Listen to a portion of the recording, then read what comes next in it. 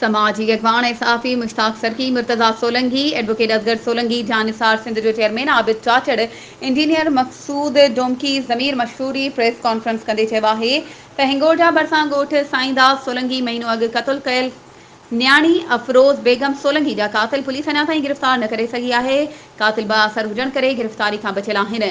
जेकॾहिं कातिल गिरफ़्तार न कया विया त सख़्त रद्द अमल ॾेखारींदासीं। उन्हनि चयो त न्याणी अफरोज़ बेगम खे इंतिहाई बेदर्दीअ सां क़तलु कयो वियो आहे। क़तल खे 35 ॾींहं गुज़री विया आहिनि पर कातिल गिरफ़्तार नथा कया वञनि। हुननि चयो त सिंध में औरतुनि सां वॾो ज़ुल्म थी रहियो आहे। जेकमाबाद में औरतुनि सां थींदड़ ज़ुल्म ख़िलाफ़ सुभाणे अॼु धरणो हणंदासीं। सिंध हुकूमत अमन अमान क़ाइमु करण में नाकाम थी वई आहे। प्रिया कुमारी अञा ताईं कैद में आहे।